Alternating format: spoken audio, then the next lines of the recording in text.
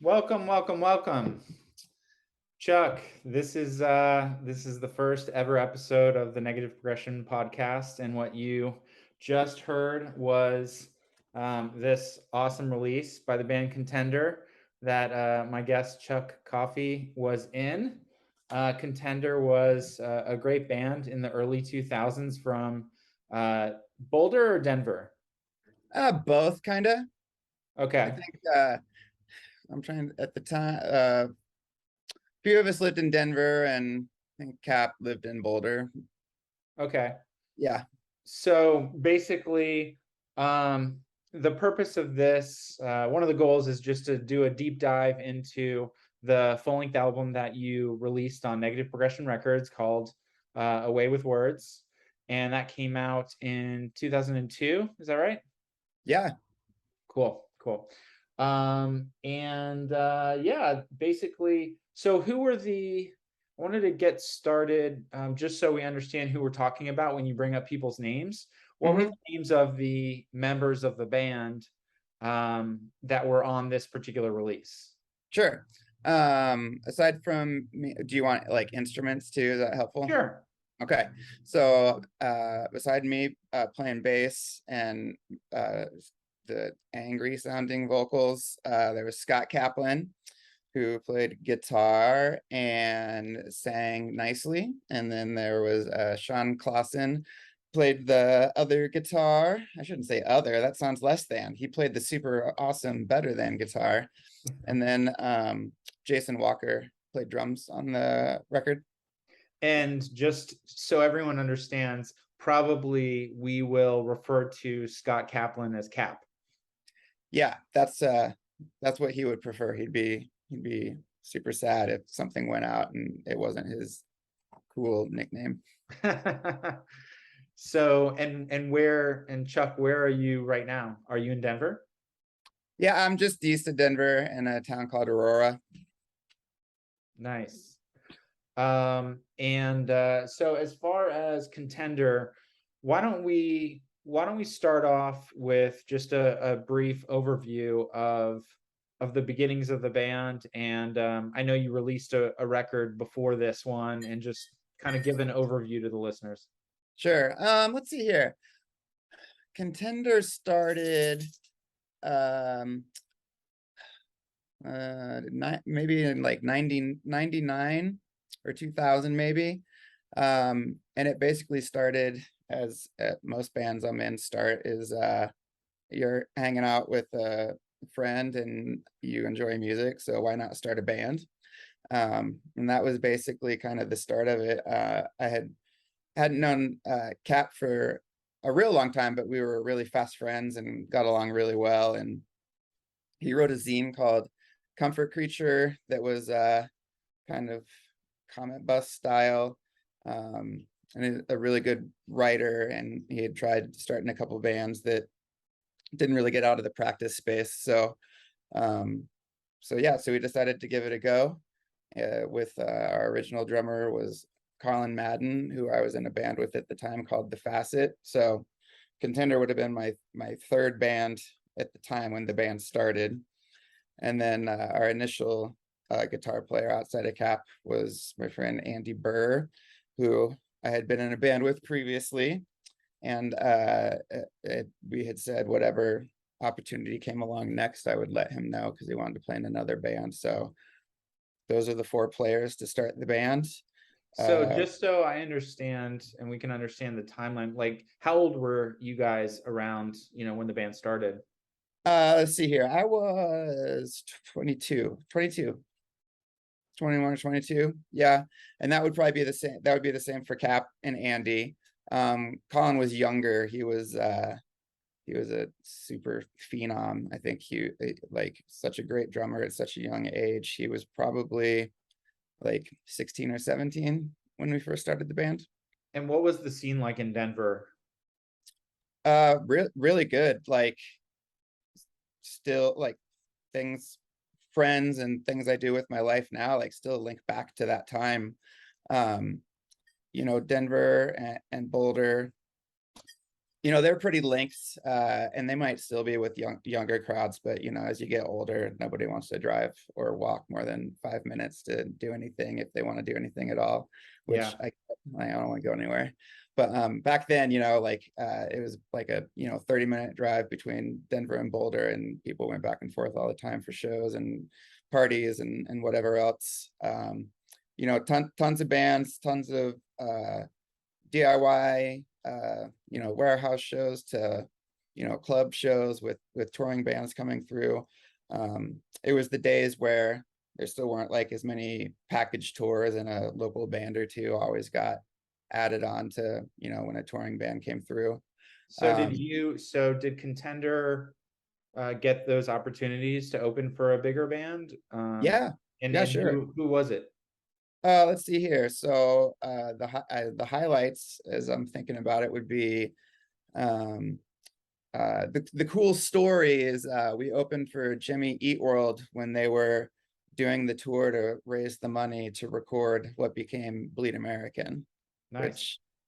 Which most people that like this kind of music might know that story. So that was kind of neat to play with them and meet them at a time when they were in a transition, figuring out their next step. And then obviously the next step is that they became the biggest band in the world for a while.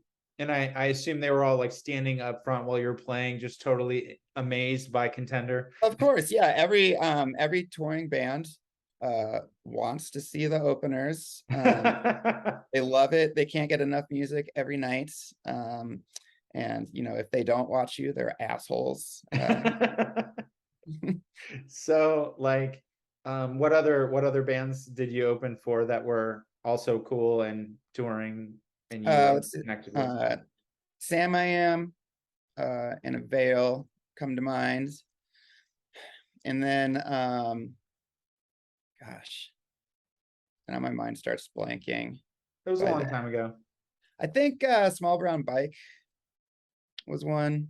Yeah, that makes sense, like musically.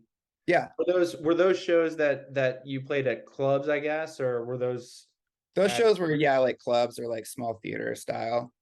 If I'm thinking about other bands we played with that were, like real, like that went on to bigger and better things from like a basement or a warehouse show, I have trouble remembering. But the original story I was going to tell is, the Denver metro area is a bit of an island when it comes to a touring circuit, because we're 8 hours from the next market, quotes market. So a lot of shows were all locals, and because of that, there's a really tight local scene with a lot of support and a lot of local bands that could draw well, just because a lot of bands were skipping Denver. I seem to remember also a lot of the bands there. I mean, I was familiar with bands through Suburban Home, and so I knew the Gamuts and the Fairlanes, and I met Cap because I think he worked for Suburban Home or interned there or something. He did. But I remember you guys used to, or bands in that area used to go up and play in Wyoming a lot. I seem to remember that. Yeah, so so Wyoming wasn't too far. Cheyenne and Laramie were both just over an hour from Denver, and they were kind of they're in a similar situation in which not a lot of touring bands come through. So the local bands, create like a small but vibrant scene. And it's not just bands. I mean, it's friends that put on shows. It's people that just love music and love hanging out with their buddies that create a great atmosphere, zines, labels. Like, it's when a lot of times when we talk about scenes or music, the focus is on the bands because that's where the music comes from. But, bands are one of the smallest parts of a scene, really. Yeah. And so you put out a was it an EP? Is it called Scenic Overlook, right? Yep. And was that you did that on your own, or did you put that out on your label? We put that out on my old label, Not Bad Records. And that was Andy had left the band and Sean came in, so that was a lineup that lasted for quite a while and did that EP. And then that was a split release with a friend of ours had a label called Brayburn Records in Salt Lake City, which gosh, I mean, Salt Lake City is like 8 hours away. I don't even remember how he knew about us. So when that came out, did you feel like the band started to become a little bit more well-known locally and more people started showing up to your shows? Yeah, I mean, that's like, that's by the time we got to that recording, that's when, kind of like the strengths of the band has started to gel, and we had played a lot of shows around town, and that's the first release we did a tour on, which is where we met you. And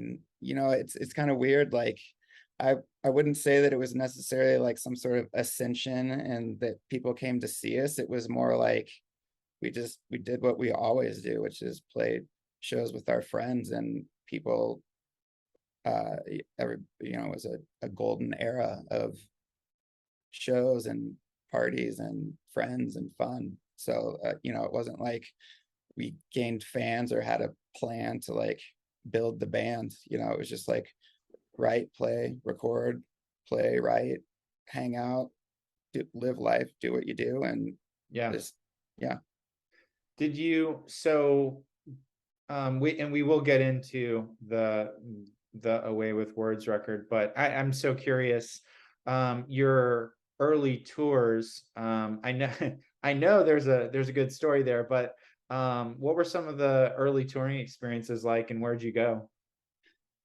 If memory serves, like we didn't really tour that much. It's kind of putting together a tour leaving from Denver can take quite a bit of time, and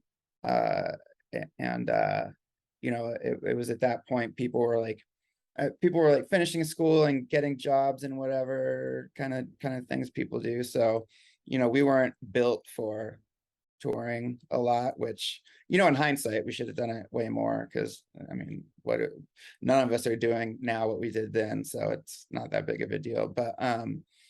But usually we'd go out for like a week or 10 days, and I think the one we met you on, we headed west. Actually, I think Contender is the only band that I didn't ever go east anywhere with.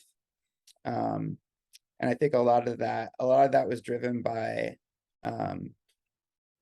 Cap and his I don't really know what to call it. It's not quite like wanderlust. It's kind of like, he was aside from being a Comet Bus fan, like we're all like 90s East Bay pop punk whatever fans, Gilman Street kind of thing. So I think that always centered in his brain of where he wanted to go play and do stuff, and I wasn't against that at all. Yeah. Did you had a van, or you had to buy one? Colin had a van. Nice. So where did you go on the tour that we met? Yeah, why don't you tell a little bit about that story? Okay, so Scenic Overlook had recently come out, and we booked a spring tour for about 10 days, where tell you what the route was supposed to be. Man, I might get some of this wrong, but starting in Denver, we went up to we probably would have gone up to Laramie, Wyoming, and that hits I-80, where you can start getting west pretty quickly. And I'm trying to remember, I don't know if we played Salt Lake that tour or not, because I know we wound up in Montana, so that would have meant we went further north to Missoula, and then maybe like over to Seattle. Yeah, I think Seattle, or I know we did Portland and Eugene that trip. And I'm trying to think, there was actually like we played a basement in Eugene with I'm trying to remember the name of the band. I think State of Fear is like a fairly well-known crust band that we didn't fit with, but like made a good story of playing in a basement. full of Yeah. people that didn't like us musically, but were still nice to us. And Well, it's that's not fine. like I you mean, were, I mean, it's not like you were playing like super poppy music necessarily, but I mean, I think one thing that's interesting at that time is that your band, like you had the aggressive, screamy vocals, and Cap had the very like Jawbreaker influenced like melodic vocals. yeah. And I don't, I mean, one of the reasons why I loved your band and I wanted to sign your band is that there really weren't very many bands doing that at all. Yeah, it's funny because when you think about it, um, I'm always of the mind that if you think you're the first to do something, you're an idiot. Because other people, like the whole of the history of humankind is people doing things in silos and then realizing that they're all onto the same thing. So I'm sure there was a couple of bands in every city in 2000 that had like a screamy singy band or whatever, but yeah, like that sound caught on like a couple of years after we were doing it, like in terms of I guess like national popularity or attention. And it's certainly not because they listened to us. It's just Maybe. that's I doubt it. But yeah, that is a sound that started catching on and becoming more prevalent. And but I think what some of it comes from is, so I'll say like, the 90s were a mishmash of various styles of punk, hardcore, post-hardcore, indie, emo, whatever. And a lot of bands that were coming out of the 90s were a mishmash of all that. So it kind of makes sense that somebody that's a fan more of like pop punk and sings well, and at the time I was more into like the post-hardcore, like aggressive angular kind of music, like pairing that worked and made sense. Yeah, I really thought it was interesting, and at that time, since I had lived in Boston before, I really only heard like Cave In and Grade maybe doing that Sure. for you Yeah. guys. Yeah. And that was before a band like Thrice came out. Yeah. So and you guys were also different than those bands also. Like even like you said, Cap's singing parts were kind of definitely more East Bay influenced, Lookout influenced. It wasn't like very like it wasn't like pop punk or something at all. Sure. Yeah, it wasn't like necessarily like super clean or I mean, he had his tone. I liked his tone and thought he was a great singer.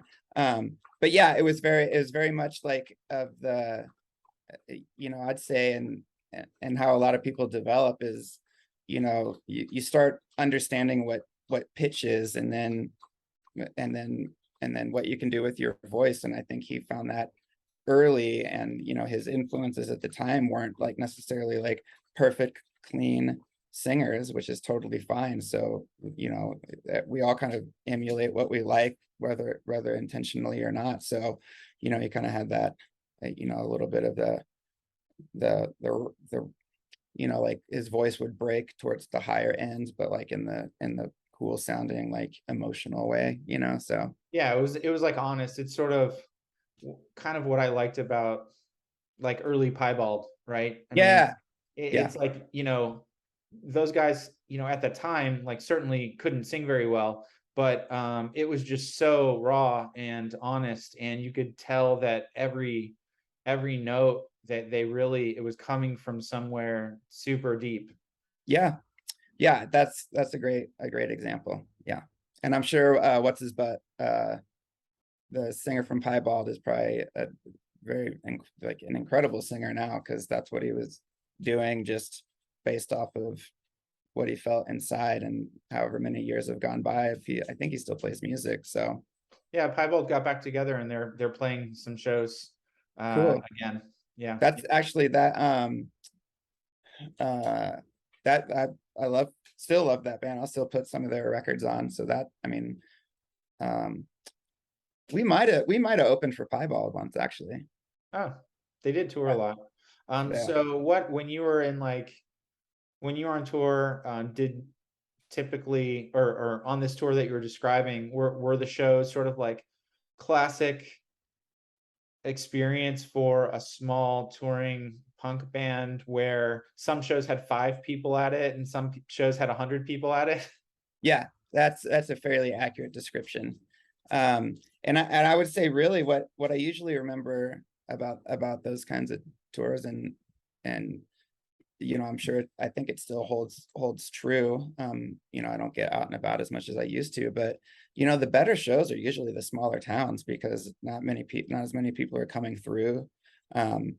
So a band that stops by and plays, as long as just people are so stoked that anybody's coming to their town, that they make for really awesome shows. Because it's better to play for 50 people that are having the best time than 500 that don't care. Yeah, definitely. So what happened with that tour? Like, as you described, you were in the Northwest, and then what happened? We were driving south from, I guess it would have been Eugene or Portland. Like, I know Eugene is further south than Portland, but I don't remember which order we played towns. Like, those were definitely the days where backtracking a couple of hours, like, no one cared about, like, because you drive 20 hours for the next show because you were young and you didn't care. But anyway, so moving south on I-5, on our way to you, really. I think you had probably met Cap, and you met him in real life before Yeah. that tour, right? Yeah, because like I was the, was it that? No. I know I met him before. At one point, I'm not sure if it was because your record came out around the same time as the full lengths for Counterfeit and the June Spirit. Yep. And I remember that I thought I would save, it was like the stupidest thing ever. But I thought, oh, I'm gonna save on shipping because I got all these thousands of CDs and my distros in Denver. And I had like a Jeep Cherokee or whatever at that time. I was like, I'm not going to ship these to Denver. I'm just going to drive them there Yeah. myself. and it was fun to hang out. And I met Cap. I saw him then. I'm not sure if I met him before, but yeah, that was sort of crazy too, because in certain parts of approaching Denver, there sometimes are these, I experienced a lot of like dust storms, Yeah, like that would make sense. bizarre dust storms that were really scary. Especially, if you were coming from, because you were in the Bay Area, so you probably took the route that eventually puts you on I-80 through Wyoming, and Yeah, that I'm is sure. Yeah, windy every day. Wyoming is yeah, just be a state. it was crazy. Yeah, it was crazy, and I didn't think to bring someone with me, so I was like, I can do it by myself. And then that was like the first time I ever, I think the first time I ever slept in a vehicle on the side of a highway because I was just so exhausted. And Yeah, but then like you have like semi trucks driving by you at like 80 miles an hour, and yeah, it's the scariest experience ever because the whole vehicle you're in just yeah, starts shaking. Oh, it's yeah, freaking crazy. yeah. Well, But yeah, those were the days. I guess, youth uh makes up for a lot of not great planning in hindsight, maybe. yeah, you really make dumb choices. But you know what? It's so cool. I mean, because at that point, like, I guess you moved cross country, which is cool, but like, I was uh, a lot of the draw for me was just the adventure. Like, I didn't, like, touring and traveling for shows was, the adventure. Like, I was always drawn early on to, like, more of like the counterculture and like social aspects to punk music, um and I was hungry to see how that worked in other places and just see things and do things. And you and I fell out of touch for a few years, but, like, we're back in touch, we're doing this now, and like, it's all just because of music and a willingness to get in a car and drive 20 hours, or play 8 shows on your way to hanging out with somebody new. Like, I still think that it's a unique way to, kind of experience, um, uh, a lot of where you live and where you can get to. So then what happened when you're on your way down to the Bay Area with to meet up with me? So this is one of the all-time stories. I'll preface it by saying just well, I'll spoil the ending. Our van burned down before we got to you, but here's the rest of the story. So we're doing an overnight drive, which, back then, it was like, oh yeah, we can totally get from Eugene to San Francisco. We'll drive overnight and take turns sleeping so that when we get there, we'll have the day to hang out and do stuff instead of like wasting it driving. But anyways, so it's maybe like 2 or 3 in the morning, and I think we had brought a friend along. Chris Leeds was our roadie, although he was banned from ever going anywhere with us again because him and I relentlessly made fun of everyone, and some people didn't like it. But as people do, that's a lot of times how I show my love, is I make fun of people, but I expect it back too. So anyways, Chris is driving, and everybody's kind of not, they're kind of in that not deep sleep because you're hurtling down the highway, but people are sleeping except for Chris and the whoever I think Colin was the passenger at the time. And did you have you didn't have a trailer or anything? You had like, did you remove the seats and build a loft or something? There was a loft, yeah. So it was like the 2 seats up front and then a bench seat behind that, and then the loft. So I think I was on the bench. I was laying down on the bench seat. I think Cap and Sean were probably in the loft, which puts Colin up front with Chris driving. And we feel, you kind of feel the car slowing down and pulling over. And so we kind of stir awake and find out, like what's going on. And gosh, I think, if Chris wasn't driving, I'm an idiot, but that's just what it feels like in my head. But anyways, he said, a warning light went on, like the van was overheating, and so he wanted to pull over and cool it for a bit and give the engine a break. And when he put it into park, smoke started coming from the hood. And so, like old vans, sometimes, they overheat, or I'm not good with mechanics, but, like sometimes it's just steam or smoke from something that'll pass. So Chris hit the latch to open the hood so we could see what the source of the smoke was. And we're all still in the van at this point. We hadn't even gotten out to see what was going on, because as soon as he hit the latch to open the hood, the front of the van burst into flames. Oh my God.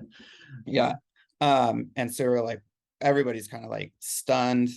And the people that are half asleep are trying to process that this is happening. And so we're kind of like, oh, that's not good. We should try and figure out how to put that out. Except the problem is we quickly realized that the fire was advancing towards, the cab or the front seats. And luckily everybody had good enough reflexes, and we realized it's like, this thing is on fire and it's coming towards us. We need to get out. And so it was one of those, if something is by you that you think you need or you care about, like grab it, and then jump out. And if you missed anything, like too bad, because by the time the last person was out the side of the van, the fire had already breached into the inside of the van. Oh wow, so that was really fast. Yeah, so fast.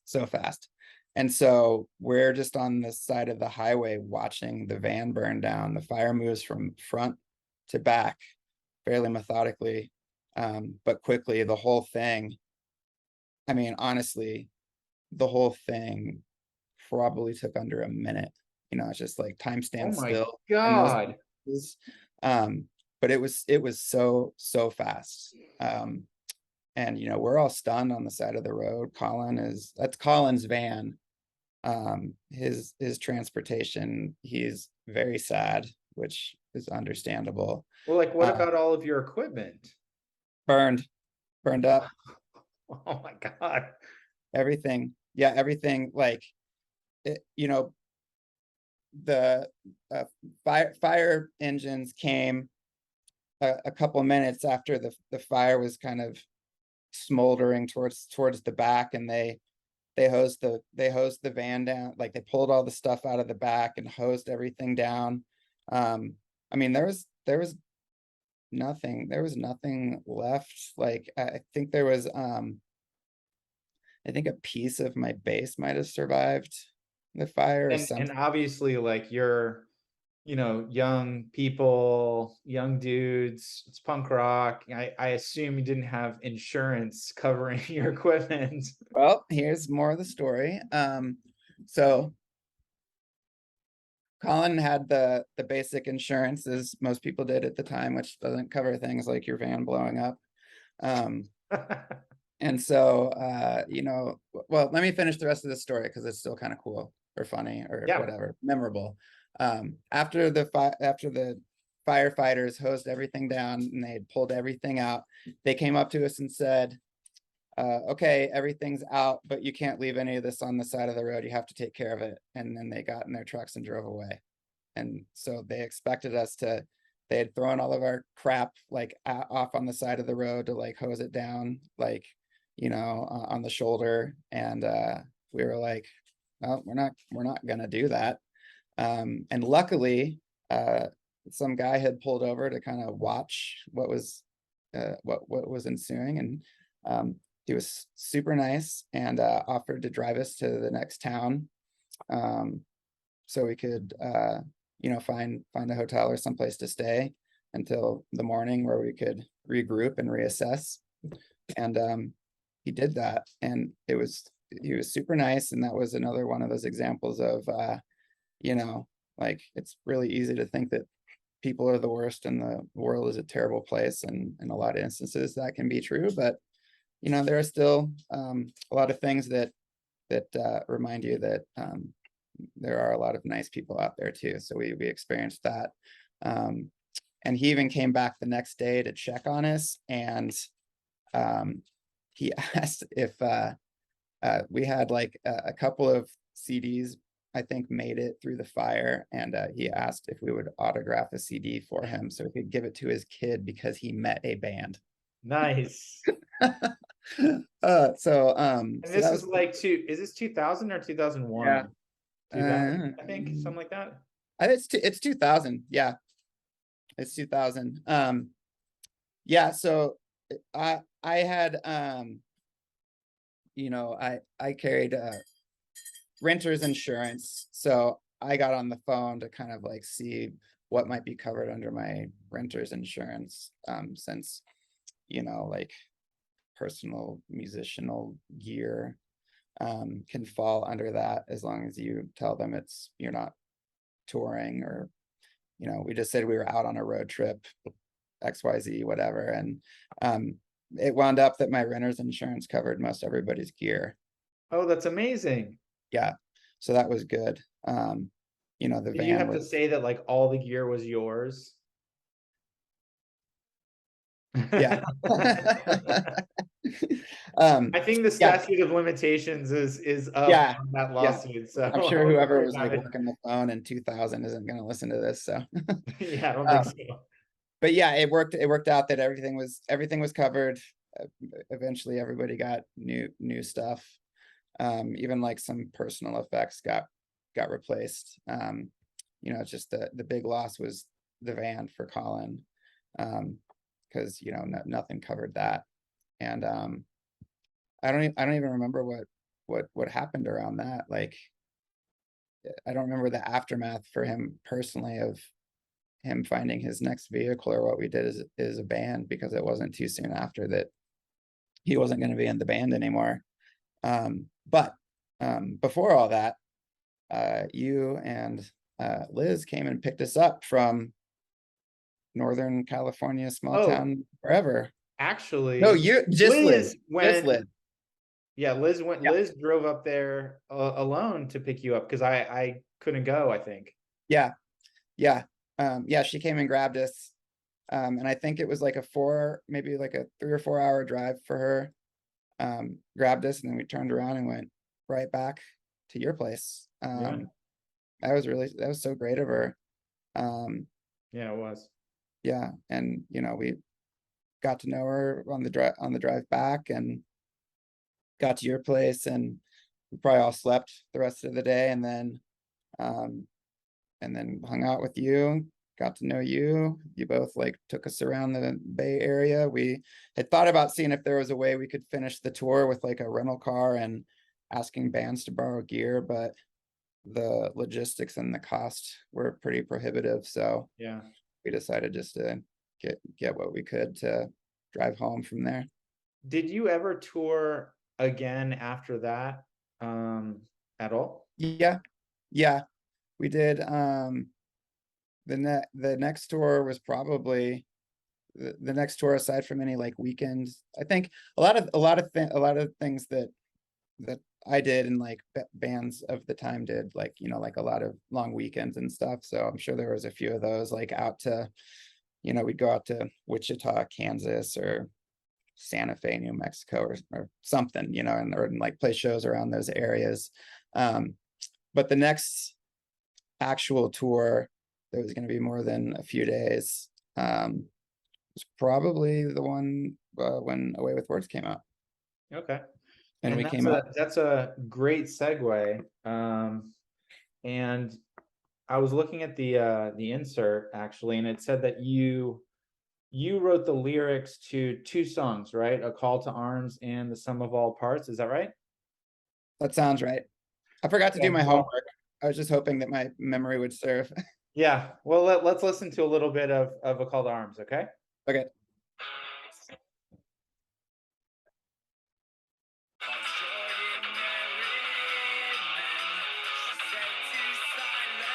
No, I didn't write the words to this one. Sorry. No, that's not me for sure. No? No, if that's what the insert says, that's a typo. I know I wrote lyrics to 2 of the songs, but um, I was in a phase of lyric writing where I didn't write about people or use pronouns because I wanted everything to be abstract, and so anything about people or that's a song about a girl or something that Cap knew. Oh, well, because I must have oh no. I was looking at the insert and it says oh, right, At a Glance. Right. That sounds more like it. I was like, Yeah. Call to Arms sounds like Cap in a Yeah. nutshell. Like that would have been him at 22. Yeah, I put a star next to the wrong. That's okay. Thing. That's But okay. Well, yeah, let's be fair. I'll play At a Glance. okay.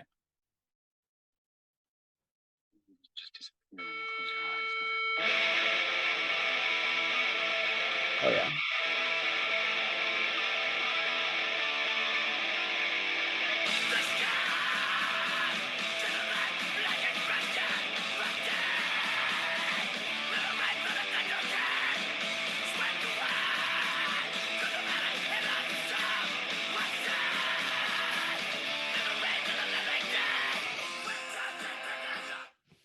So, Oh, you just got that was the best part coming up.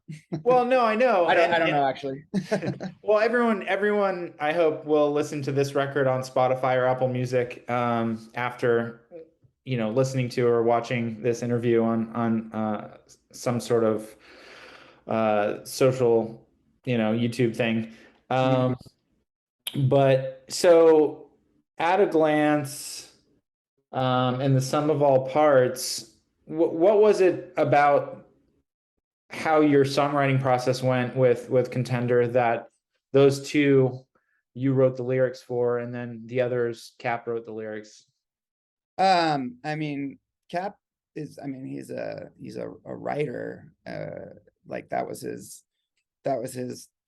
foray into contributing to the scene he was a part of. Was, he did the zine, he did Comfort Creature, um, a lot of storytelling, like, you know, um, true stories mixed with, like fictional adventures or whatever. And he's and probably still is. I don't know how much he writes now, but I thought he was a gifted writer, and it translated to lyrics really well. And so, by then, like, I had written songs in bands I was in before. Like, I've always been like more of a music first and voices instrument kind of person. Like, I mean, lyrics are important, but a lot of times it's more like how the voice comes through as its own instrument is what I'm drawn to first before the lyrics hit me. So the way Contender worked is I wrote most of the music, and I say that with the caveat that it takes a band, to make things happen. And like, when you write a song, it's not like you wrote like every single drum fill or something like that. It's just the loose sense of the structure and the melody and all that of building a song that everybody starts to learn off of. So that was mostly driven by me. And then Cap pitched in a couple songs every once in a while. And so like our roles were kind of reversed. Like, usually the music was my end to dig in on first, and he would write the lyrics to that. And then a couple times we didn't necessarily swap, like he wrote music that I wrote words to. It was just sometimes something struck me while I was writing some music, and so I decided I'd write the words for it. So sometimes each one of you would come to the table with a full, complete, not 100% complete, but like lyrics and music. And then sometimes one person had music, and then the other person wrote the lyrics, or vice versa. Totally. Just, that. There's certainly some times and some parts that, we would work out in the practice space, and, people would, bring ideas of, how to, bridge whatever gap that you're having trouble crossing in terms of completing the song. But for the most part, the skeleton of the songs were set by the time they were brought into a practice space. Did you ever have like an idea for these songs with Away with Words, like, did you ever have an idea of where you wanted the album to go just overall compared to your prior stuff? Was it a conscious thing, or you just kind of like wrote each song on its own, and did you feel like there was any kind of like evolution happening?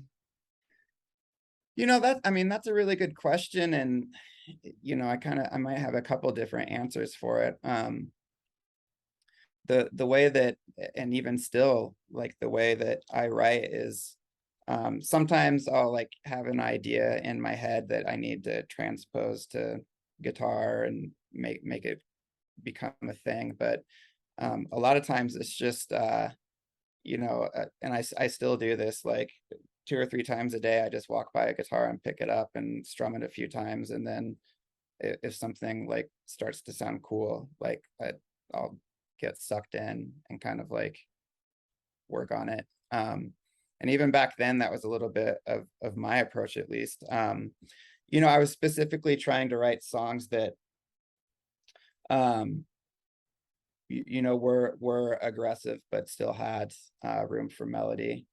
And even when I say aggressive, like, I suppose that's an apt adjective, but it's just more like, I wanted things to hit and to have power, and to be propulsive, and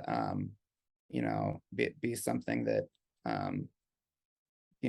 that you could feel, I suppose. I feel a lot of music, like, the way I conceptualize it, even when I listen to it, is like I kind of like hear all the instruments and like feel what it might be like to be playing it, kind of thing. So that's just kind of where I came from writing music. And so I was writing a certain style when it came to Contender that I wasn't necessarily varying far from, but it was just like, by the time Away with Words came out, Contender was like the primary band for any of us, and what I was writing just fit the band at the time. There was the only thing I remember thinking is there were just there's some other bands I was kind of starting to get into. And I was a bass player first, but I had played guitar in bands, and but I wrote songs on guitar mostly just because that just seems more natural to write on. And that at that point I was starting to kind of learn more about guitar. And I couldn't play everything I wrote. Sean did a really nice job of making my jumbled mess sound like something. Yeah, that's kind of a strange concept that you like write it, but you can't really play it exactly. How does that work? I could like write it and play it, but like I couldn't play it correctly every time sometimes. Like how And you imagined it it should sound. yeah, that was kind of it. So there might be an explanation of, here's what I'm trying to do on the guitar, can you adapt it? And like he could. Or like something on the drums, like it's really weird because I'm actually really lucky because a lot of times, and understandably, people don't want to be shown how to play their instrument, but everybody in the band was really cool about, like, if I had an idea on the drums, I could go sit behind the drums and show by then it was Jason was our drummer, and be like, here's what I think would work, like this kind of beat or whatever, because I play drums in bands too. But he was way, I mean, an elite drummer back then till through. I mean, he's the kind of drummer that he just, once he sits behind a kit, it's like magic pretty much, I think. And he still plays in bands and is still a killer drummer. But I would show him what I was trying to do, and then he would adapt it to sorry, got a lot of dogs here today. And he would adapt it to his style and what made sense, and then we would keep going. I mean, I think that's really rare in my experience to not. A lot of bands, when they're writing, are sort of territorial about their instrument. Yeah. And it's, I've been in bands where, the drummer makes a suggestion about a guitar part or whatever, and it's taken to heart and maybe integrated, but there's just something about the four of you guys that, I mean, I think that it was reflected in your music, but like you're so collaborative. It sounds like the writing process was so open-minded and so collaborative, and like almost like you collectively were really truly making your art together. And it wasn't like, okay, I'm the bass player, I'm gonna write the bass part, and the guitar player is gonna write the guitar part. We're gonna just try to sort of like interweave them like a puzzle or something, which I think a lot of bands do that, but it sounded like you literally were all making it together. And I think that comes across also in the music, because the style that Contender, I just love your band so much. Thanks, man. Thank you. And yeah, and I mean, I just think that like your Contender was a band that was just at the intersection of so many different styles, especially at that time. It was just like, even when you talk about your vocals being, aggressive or whatever, it's not like they weren't like metal vocals, they weren't like hardcore vocals, they weren't, Cap wasn't like singing, he admired bands from the East Bay, but he didn't sound like Billy Joe or something, right? And he didn't sound like Newfound Glory, I mean, you guys were truly so unique. I think everybody, so it's what you say, it was collaborative, like I mean, I honestly, like, I wrote with two guitars in mind a lot, but always, and even still today, like with bands I play in, I bring in something and it's like, here's what I think, but do what feels right kind of thing. And I didn't write like every part or whatever. Like Sean came up with a lot of killer guitar parts to go on top of other things.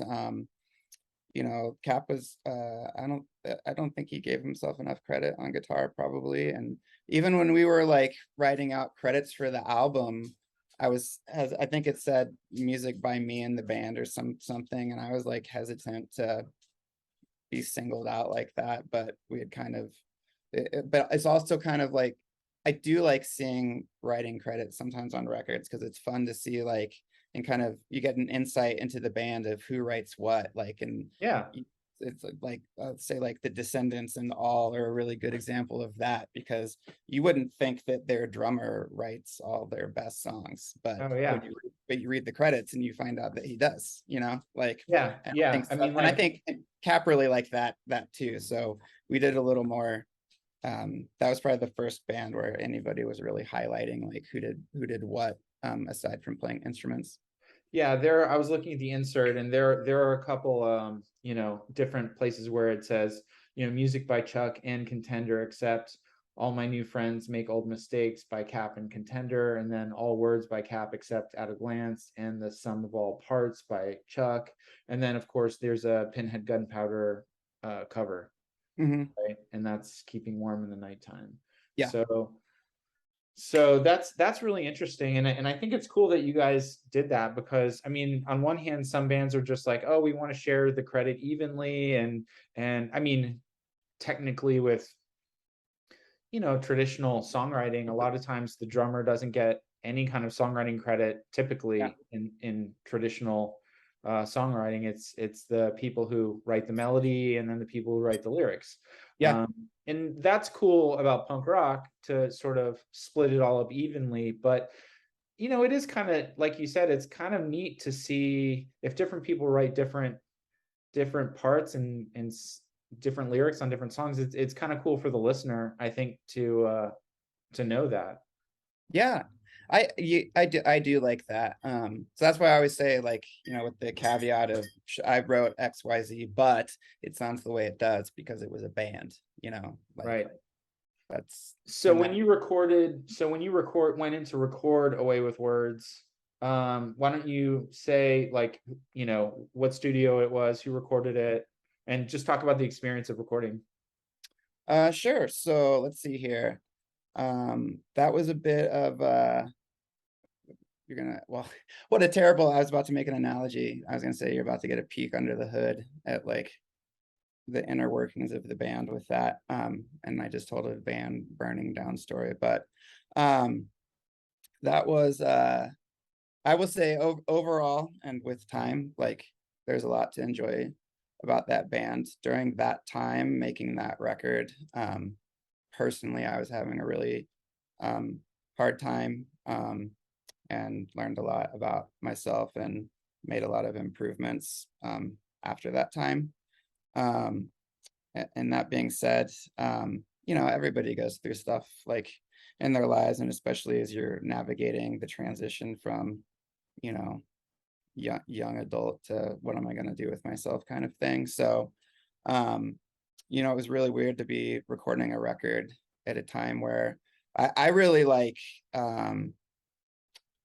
I'm really the most productive when I'm happy and like in a good mood. Like I was never a write a song because I am angry or sad and I need to get it out. I was more like write a song because things are good and I want to like, celebrate and put out positive energy kind of thing. So Amazing. yeah, so that, I mean, it's sounds kind of dumb, but it's just how I feel. Um, No, it doesn't but sound dumb. Don't knock yourself down. It sounds great. okay. Thanks. Internally, I know that everything I say is super rad. I just have to sound like I'm no. I just have to sound like I have You don't want to sound too arrogant. no. But that was kind of, so during that time we were making a record and like we recorded with Chris Fogel from the Gamuts. It was he had just moved a new studio into his house, replacing a studio called 8 Houses Down that was run by the original Gamuts drummer that became their bassist, where lots of bands recorded in the 90s and early 2000s. And I mean, full disclosure, I didn't want to record there. I wanted to go back to 8 Houses because it was we knew what we were gonna get and we had recorded there before. Oh, so the other studio still existed, but Chris. Yeah, Matt had left the Gamuts and moved his studio to a standalone facility. And that's where we made Scenic Overlook. And I mean, Chris is, I mean, he's still a friend. Like, I'm helping put out his new band's record next month, you know, like, so it's not, it was never anything personal. I was just like, do we really want to make a full-length record with a new studio that hasn't had anything come out, you know, Yeah. like, and Chris has, he's a, like, I mean, he's a very smart musician and has like the best ear of most anybody I know, but I didn't know if that would translate to engineering like in a new environment. But that was, you know, during that time it was kind of more like, you know, Cap and I didn't necessarily agree on some of the directions of the band during that time, and it was kind of more of a, you know, he was a very like passionate and stubborn person, so it was kind of like, yeah, I was like, well, what do I want out of this band? Like, do I want to fight my friend about things that in the end don't matter that much, or do I just want to try and have a good time? And so I chose the latter. And you know, it was fine. And you know, Cap and I are still friends, but you know, that definitely we were roommates for and started a band, and there was a lot of, we probably spent too much time together in that period. So like we were kind of like starting to bicker, I Yeah. would say. Like But a married couple. yeah, but having said that, like never any, I mean, I never had any animosity about it. Maybe he hated me, but I don't think so. But anyway, so I was like, okay, yeah, we'll try it. Like, you know, how, I mean, at the end of the day, it's like, you know, Chris is smart and he's made a lot of records as a musician, and he lived in the house that Eight Houses was in and sat next to Matt on a lot of recordings. And he probably did a lot more than I even know recording wise in that house. But there's some growing pains making that record. Um, gear failures, tracks getting erased, as you know, like the logistics Was of it this. recorded to tape? No, it was DAT. I think at that time it was DAT. Um, yeah, so there was there were quite a few hiccups to start with, you know, just trying to, you know, find the sounds, and like I bought the bass I bought with the insurance money turned out to be an awful bass for recording. So Oh, I had why was that? um something about the way it was built, the sound across the fretboard wasn't even. Like certain sections were really loud and certain sections were really quiet. Weird. And I think that, I mean, I'm sure that there was some sort of compression back then, but not to the point now where it's like you can have a huge range of, you know, loud to soft and then compress it into an even stream, you know. So like I had to you know, call a friend and ask if I could go pick up their bass, and like, you know, like the heads that Jason got for the drums that Chris had thought he would sound good recording didn't, so he had to go buy different heads and Yeah. start all that again. And yeah, so just there's just growing pains with all that kind of thing, but it's, I mean, it's fine. Like, you Yeah. know, he was also giving us like a killer deal, and he was working with our friend Jeff Merkel that did a lot of mastering at the time. You know, and I would say through that recording process, like I learned a lot about recording and things that I liked, um and I learned a lot about, like, you know, layering guitars, and I mean, I played several guitar tracks on the record, and um you know, so at the end of the day, like everything turned out and it was a good experience. I think sonically it still would have been better if we had gone to Eight Houses. I think bass and drums are always the hardest to capture, you know, like sonically. And so I think the bass is maybe a little weak on that record, which is a bass player that likes to play scales and move around was a little disappointing, but you know, whatever. Like I Yeah. wasn't like, this sucks. I was like, no, okay, this is how it came out. And Well, next. how much while you were recording did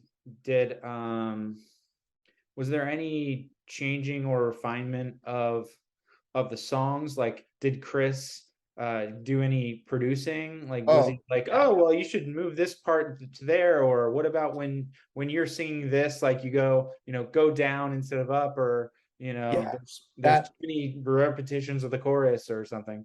So structurally speaking, not too much aside from, we were finishing songs like the week before going into record. Like it was really like we've got most of the record, let's set a date because, in our heads, like time is of the essence, even though you have your whole lives ahead of you. But so yeah, we were finishing some stuff up, and I would say like, and still to this day, like I haven't met um I haven't met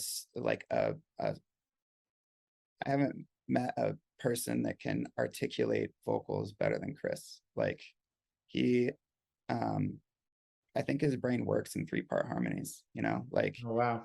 and I wasn't a strong enough singer back then to do any of that. So he was working on that with Cap to like, and Cap was a good enough singer that he could sing all those harmonies. And Chris had a lot of great ideas with that. And so that was, maybe we wouldn't have gotten that if we had gone somewhere else. So, vocals are stronger, bass tone weaker. Like, in the end, like, to me, it's like, it's just a record we made when we were young. And, it was a piece of the story that is the adventure of our lives, but Yeah. I don't really think of it in context of longevity or legacy or anything like that. So I don't think I probably didn't talk about the record back then as much as I even am right now.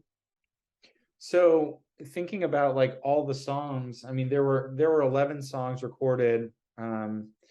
Did you write any songs that you intended to include that you didn't include, or you just put everything on there? Everything we had, we put on there.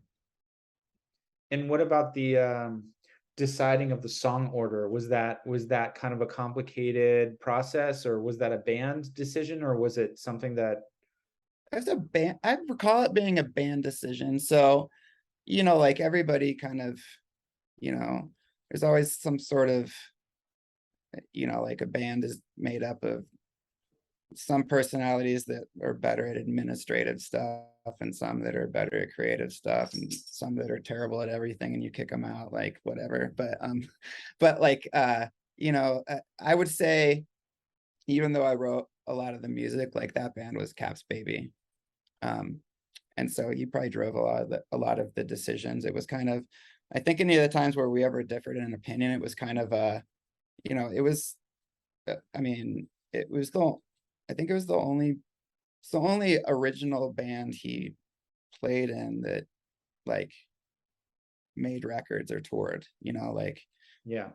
up to that point things were like fairly new to him. And that was maybe like even though I was young too, it was maybe like my third or fourth band that had made records and toured. So I was kind of like, oh, I see why you want to do that, but trust me, it won't work. But Yeah. he had to find out for himself kind of thing. And I was like, like, what am I in it for? Again, like, I would imagine that could potentially create a few arguments.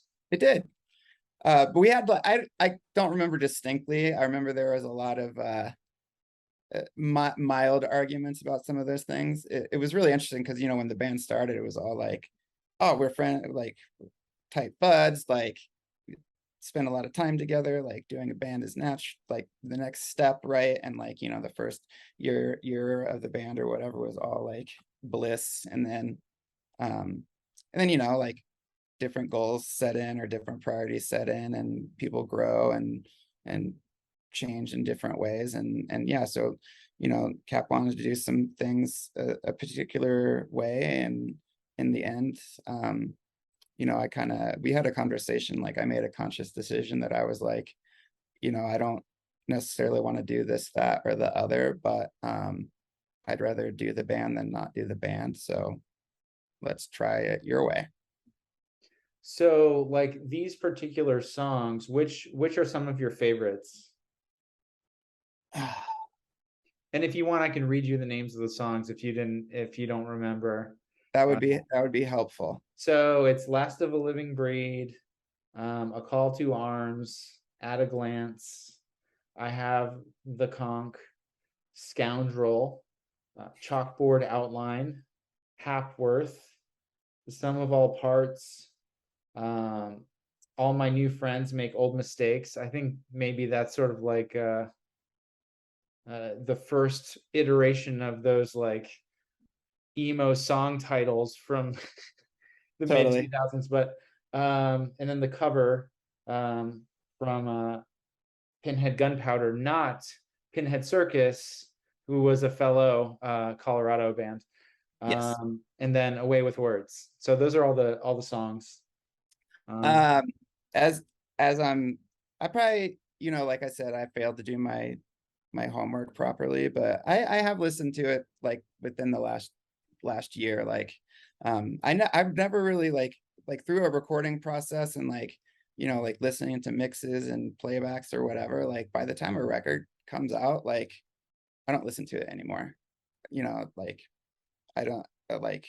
I'm like, I know how those songs go. I want to listen to other music kind of thing. And not because I don't like it or whatever, but I guess I was never one to be like, I made that, so I should listen to it all the time. Like, it's just, I was always kind of more of a, you know, do it, make it, put it out in the world and let it, wherever it goes, like I didn't worry about it that much after that.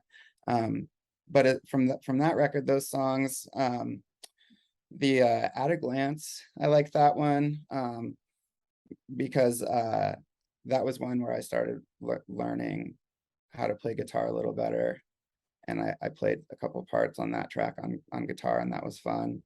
And Away with Words, I like that song.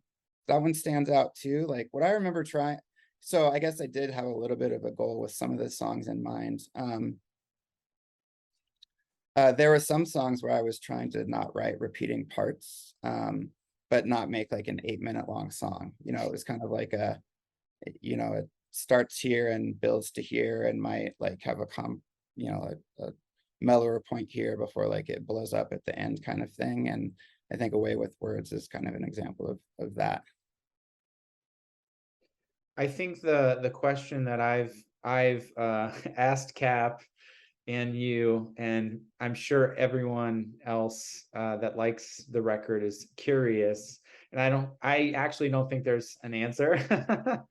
But if the title of the song and album is like Away space with space words, or Mm-hmm. is it a space way space with space words? I So have an answer for that.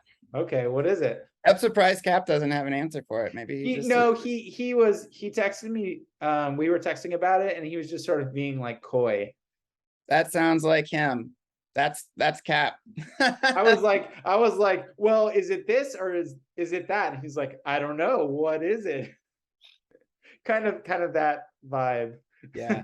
Well, I'll tell you how I remember it. And, if you're going to do this with him later, it'll be interesting to see what he agrees or disagrees with. But, it was like, it was a combination of like, I mean, I didn't think of the title. Like Cap was like, here's what I mean, I think, it's the song is named, the song and the record are named the same thing, Away with Words. I remember it being as like a play, just like some silly like play on words kind of thing where it was like, well, people, like the saying is you have a way with words, but this record thematically is a little bit more about doing rather than saying, so it's away with words. Like, Oh, so it's both actually. yeah, Oh, that's so cool. yeah, That's really interesting. yeah. Um, so the songs you wrote lyrics to, do you want to tell us a little bit more about sort of what you were thinking when you wrote the lyrics, what the lyrics are about, if you recall? So I can recall like generally, like I don't remember what each song is about, but things that I usually wrote about back then. Like I said, I was trying to write songs without referring to people specifically, or so. And that's like kind of I mean, I don't know. Like, I just thought it was a fun approach. Like, I wasn't trying to be like some artist or something, like, or, you know, be like different, or I was just like, oh, this is how I feel like I'm going to write words for now. They're usually just kind of like, it's like an intersection of like, you know, maybe I'll say like reflections of what I don't see as maybe positives in society, and what my reaction and responsibility might be. Like, those are my general themes. Did you get like positive feedback from people once the record came out, like, you know, fans of the band, or when you played shows, did people seem to uh dig this album? Did they communicate that to you? I think some, yeah, but you know, it's really interesting because, you know, that I still feel like the internet was so young back then. You don't, like, now with social media and, you know, all the different blogs where you can leave comments, you can get tons of feedback whether you want it or not. Yeah. Back then it was more like your friends are like, your record's good, or like a person at a show is like, oh, I really like this song or that new. It wasn't like, there was never like any like some like if we were trying to you know, quantize the data, like that wouldn't have happened. Like, there wasn't enough of like some sort of consistent feedback stream to really get a gauge on it. And uh that's just my opinion too, because like I said, like by the time the record is done, I'm not really worried about, like, if people like it, that's great, and if they don't, it doesn't bother me, like, because my plan was always, and you know, there was a time where I thought maybe I wouldn't play music anymore, but at this point I figure I'm always going to play music and always going to make songs. Some are going to be better than others, and it's very cool if something resonates with someone, but that's never been a motivator. Do you view this band and this record as like, I mean, you kind of alluded to it, but is it, do you feel like uh you were making art, or just expressing your creativity, and it was really for you versus creating something for others to really enjoy? You know, I'd say it's in my experience, it's a mix, and always has been. I think it's different. Maybe it's a little bit different conceptually if you're writing lyrics too, because that's where a message is being conveyed, perhaps. Like, you know, instrumental music can be moving, and, you know, can maybe express a mood or something, but you know, I didn't write most of the lyrics, so it was just more like, um, you know, Cap would always share the lyrics with me. And I'm sure we edited each other's lyrics slightly on occasion, with probably him helping me more than the other way around. But you know, it was really just it's I don't know about creating art. I think that's true. Like, I think it's, you know, the creation and expression of whatever you're feeling inside coming out, however you express that. But it is also a reflection or a reaction, or, you know, an impact statement of what you see and hear and feel and experience too. Like, so I'd say it's not one, it's never one thing. It's always a mix. And as far as creating something that you know, people may or may not like, I honestly um have never been concerned with that as a motivator. Like, it's never like I want to play this kind of music because it's hot right now, or because a certain segment likes it. Like, it's, trust me, playing for lots of people that like your band, of course, you know, is way better than playing for nobody or people that don't like your band. But that's always like the bonus, you know. It's like the reasons why I played music and the reasons why I write music is just because I feel like it's in me, and because I enjoy being a part of like maybe like a, you know, a larger uh, social component, you know, where people are trying to live life as a certain way that, you know, I agree with or want to contribute with. And, you know, like it's so varied now. Like, I mean, it blows my mind that there are conservative punks. I'm like, how does that, I don't get how that works. But like, you know, I'm not gonna judge. I'm not gonna, like, if there's a band that is sings about things I don't agree with, I just don't listen to them. Like, Yeah. Yeah. I'm not gonna get online to try and tear them down. I mean, obviously if it's like insanely like racist or misogynistic, I'll tell people it's awful, but other than that, people are, you know, free to play and do what they like. And I just won't. But having said that, I don't only listen to people that I know are confirmed liberals. Like, but that's like, to me, like, I was drawn to punk because it was like it was the, you know, it was the anti, it was anti to everything that you're told growing up you're supposed to do. Like, that's how I interpreted it, you know. So it was like, well, I don't want to get a job at a corporation. I think there's more to life than making money and buying a house. Like, I was like, That actually leads me to, I was curious because I mean, you know, in this era and before, in the era that we're talking about, the 2000, 2001, 2002, it was sort of a transition time with punk, that obviously we were involved in the scene in the 90s, which was very, very, you know, anti-corporate, and there was a lot of political activism at the shows, and it was very much like about anti-racist action and food not bombs and Earth First and vegetarianism and all this sort of idealistic, let's work on the world kind of vibe. And then there was a very distinct transition,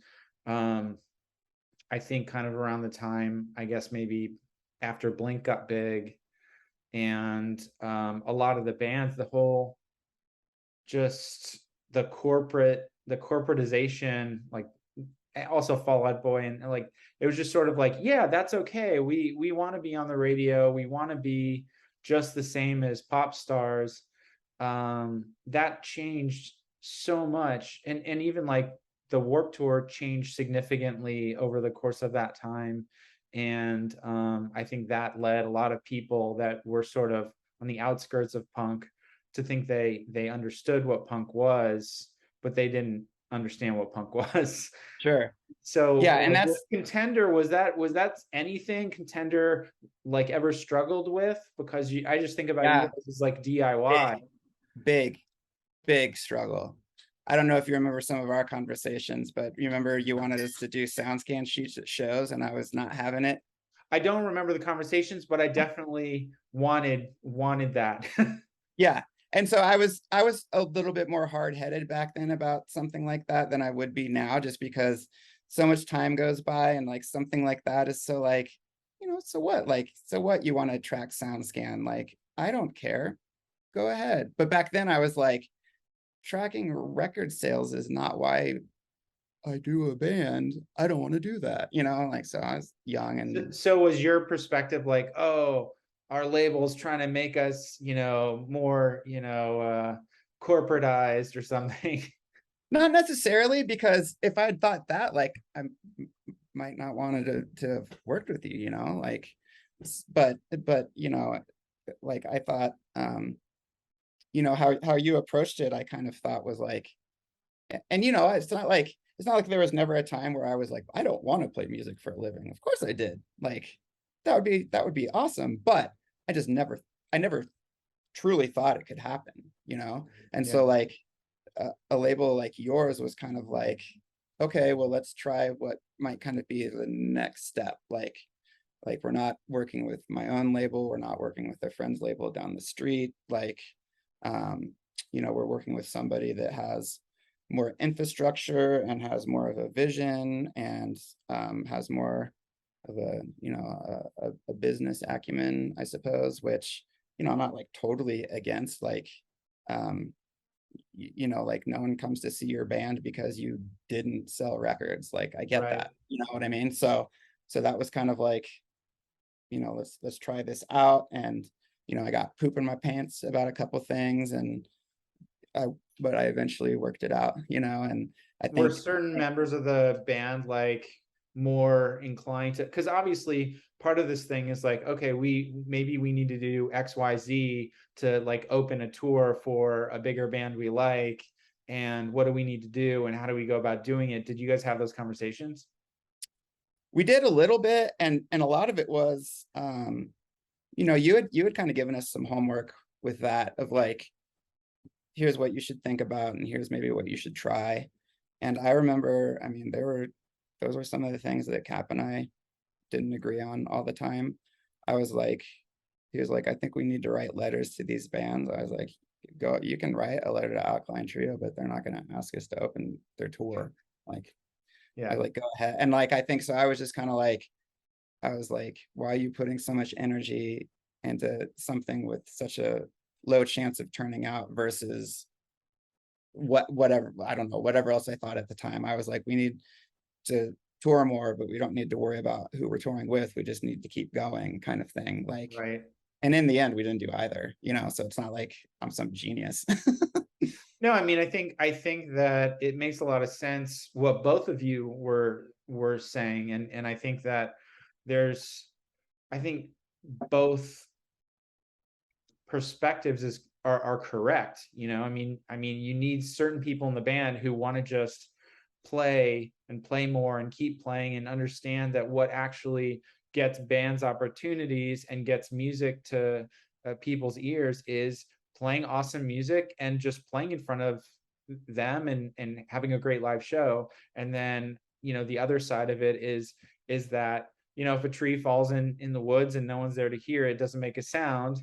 And also, you know, when it comes down to it, like, you're in Denver, some awesome band that you would fit with might be in LA or Chicago or Rhode Island, you know, and how do they even know you exist other than you reaching out to them? And if the way to reach out to them is through a manager or a label, or, you know, selling X number of records, so you're opening for the big bands in Denver, and then that band somewhere far away has heard about you from other bands they're friends with. You know, it is, there's no one answer, I think, to that. It's true. And really, and I think what also, I think most bands that are, I think most bands that are um, good, and it's not just one person like driving, you know, driving it, and then like everybody else is plug and play, you know, like a band that has a fairly consistent lineup, like it's greater than the sum of its parts, and some of the friction is what makes it what it is, you know. So Cap and I didn't agree on everything, but we both had enough input that we got further than we might have just doing it his way or my way or whatever, Sure. or Sean's or Jason's or Colin's or Andy's way, you know, like Right. it's, yeah. So I think and I think I just, you know, it was just yeah. And you know, like, you know, I talked about, you know, different growing pains and whatever, like, you know, my opinion on some of that has changed, or at least I'm not as like hardline about some things as I used to be. Like you know, like there was a time where I wouldn't buy a record if it was on a major label. I was like, I will not buy that record. Like, I don't give a shit that it's good, or I used to like the band. Like, I'm not giving my money to EMI, or, and now I'm just like, I don't care. It's good. I'm gonna buy it. You know, Yeah. like just little things like that, that I think a lot of people that probably get into punk when they're teenagers and, you know, continue to be involved like through early adulthood, like, you know, I think some opinions on that start to shift. I mean, I think it's interesting now, like you talk about you know, in the 90s there was very much the you're a sellout kind of thing going on to a lot of bands, whether they were or weren't, to now, where you have a lot of bands where, like, to me the equivalent now is paying X amount of dollars to hire a publicist to get you on a website so that you can get more streams on Spotify. I'm like, that would have been crushed in the 90s. People would not had it. But now it's just so wide. It's just like the way the internet has grown and exposed people to all sorts of different music, and then therefore all sorts of different, viewpoints and expressions and whatever. It's all there is still certainly like, not that I see it very often. I'm sure there are still like 18-year-olds like playing hardcore that don't want to be on Spotify, like, and I get it, but I also understand it's like, this is how people find music. This is how people hear music. So I'm not going to keep music off of it. Like, I'm not going to pay somebody to pitch a song to a playlist curator.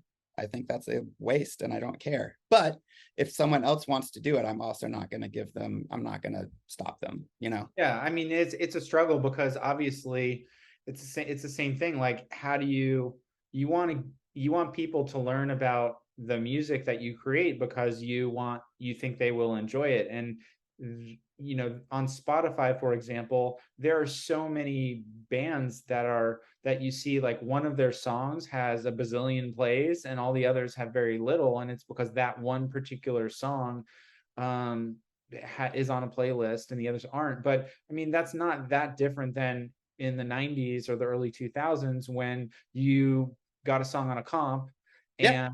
and then the only difference is that back then people would then buy your record because they wanted to listen to it, whereas Yep. now it's just so oriented for singles that people will say, oh, that's a great song, and that's the extent of their interest in the band. Like, Yeah. it's just a different perspective that I don't fully understand, because when I like a song, I'm like, I want to see what other songs they made.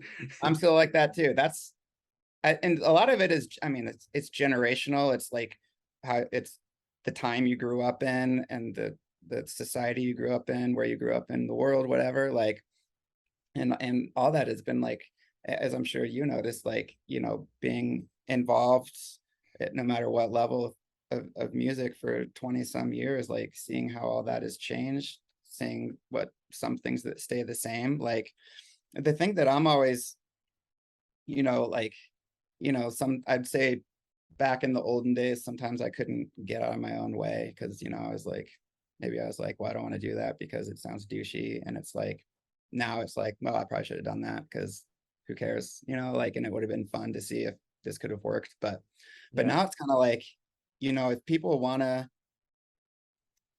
get on playlists or get reviewed on New Noise or like Stereo Gum or whatever, and they want to spend money and resources to get on there, like, that's their own business. But when you get on there or you get on the playlist and you get the streams, what does that mean? What are you going to do with it? Like, are you just going to be satisfied to tell your new friend that you're in a band that got 100,000 plays? Or are you going to turn that into interest in touring to get better shows, which then that leads to more, where the money is, that leads to, you'll make money at shows, maybe, make money on merchandise, maybe, but you're trying to do all these things to get noticed, but for what? Bragging rights, or because you're trying to build your band or build a career, and for better or worse, whether you're into music because you're trying to make it or whatever, it's just like, a lot of people don't think about what happens after that. Like, they're like, we got on this, the end. It's Yeah, I like, mean, well, you did all this to get there. What are you going to do with it now? Like, it still comes down to, will this help? I think, having been in bands, and you've been in so many bands, like, it still comes down to, I want more people at my show. Like, yeah, because I play, I played in a band or played in bands or play in bands because I want to play shows and have fun, and I want people to be there. And yeah, and I have an issue with people who want to make music that don't have any interest in playing live. I don't understand that. Well, I should say that's not true. I do understand that to an extent. Like the way I enjoy music and what music means to me now is kind of changed quite a bit, and I'm kind of at a point in my life right now where I don't maybe understand how I feel about a lot of things, or I'm kind of sorting it out because, I don't playing shows is fun, and seeing bands, live, it's cool, but I don't really go out to a lot of shows anymore. I mean, there are a million reasons, but like I am enjoying music the most as a fan when I am like discovering and then listening to things at home, or like in the car. I don't get that at shows anymore. But but I still feel incredibly grateful that I came up in a time where there were bands that could make that impact, and I'm sure there are still bands making that impact to other people, but that's just not where I'm that's not where it's hitting me anymore. So I kind of, but having said that, I've made like some solo songs and done like some writing for some friends and stuff, and like never really played live on any of it, and I don't really have any plans to. It's just I had fun creating the music and then recording it, and it was really cool that someone asked me to do them a favor and I could do that, or that someone hired me to like write a song for their whatever podcast or whatever. And then I mean, that was really fun, and it was like a cool experience. And so like that's why I'm saying later, attitudes and opinions might change about the business aspect of it, but really, yeah, but still playing, if you're going to put all that work into it, like playing live is like your best bet to like resonate with people and to also monetize your effort. Yeah. Like I'm not, lots of people aren't in it for the money, but if you are trying to monetize, not playing shows is a terrible idea. So we'll wrap up a little bit. Okay. A lot of people ask me different bands that I put out, like what are they doing now? If you know what, want to give a quick summary of what you and the other guys in the band are up to, I'm sure Sure. people would be interested. Sure. All right. Well, let's see here. I guess I'll just start with what I'm up to, because I know I can think of that quicker probably. So I musically, I play in a band called Spells, and we've been around for about 9 years. Longest tenured band I've ever played in, probably the funnest band I've ever played in, and everybody, we've had a lot of awesome opportunities, and learned a lot about what it's like playing music as you get older, from a lot of cool people that we've met along the way that have invited us to do some things that probably we would have been dying to do 20 years ago that we never thought would happen. And now, like cool things are happening. Like what's an example? Um, like uh like we playing fests. That's fun. Like, and a lot of people can play that, but I never would have thought like getting on a out of state festival back then was really attainable. And a lot of that is come through we've gotten to our singer, Ben Roy, is a professional comedian, so he meets tons of people all over the place. And he made friends with this guy Ryan Young that sings for Off With Their Heads, and he like took a liking to our band, and so we've done a couple tours with them, and through Nice. them we've met a lot of bands that we've gotten to like do tours with, or And you didn't just even have to write them a letter. have to write them a letter. Yeah. Yeah, but and like and so it's just like, well, that's it's and but everybody's at a point in their lives now where it's just like you're just like, it's like unbelievable that something like that still happens. Like we had no designs on doing anything besides, like, we don't even practice every week. Like that wasn't even, we just were in a band because we just still wanted, everybody in some fashion still wanted to play music. And then accidentally, like, it caught on with a few people, you know, like it's great. Like, I'm very thankful. Like, I mean, we're not like a big deal or anything, but we've been very lucky in that a lot of the shows we play like are more attended than not attended. Like, it's nice, especially like at this point where it's like be really hard to like pound the pavement like at 45 playing for nobody. Like, Yeah. but also we have like, when I say we've gone on tour, like we haven't gone longer than 10 days. Like, we did a 10-day tour with a cool, no, it was like 11. Right before the pandemic, we toured with a band called Dracula's. It's really cool. And like, that was a band that we liked, that invited us. And it was like, those are all the things that you hope to happen. And we just never thought we'd be in our 40s when it did, you know? So it's just fun. So it's a really fun time for me, just like kind of like just hanging around still, you know? Like, Yeah. I mean, and I do a label called Snappy Little Numbers, that is, you know, fun and keeps me connected to music and keeps me meeting a lot of new people. You know, I really would like to see a lot more people in person than I get to, but you know, the wonders of the internet have made it that, you know, I've gotten to work with some cool bands and like make some friends that I've maybe only met like once in real life, but like talk to all the time. And it's just like that social component is still like really driving to me. Like, it's Yeah. just really fun to meet people and get exposed to different things. Like, and so musically, those are like my two things like that I'm still doing and don't plan to stop anytime soon. What are the Uh, other guys doing? Cap is a co-owner of Ratio Beer Works, which is a brewery in Denver.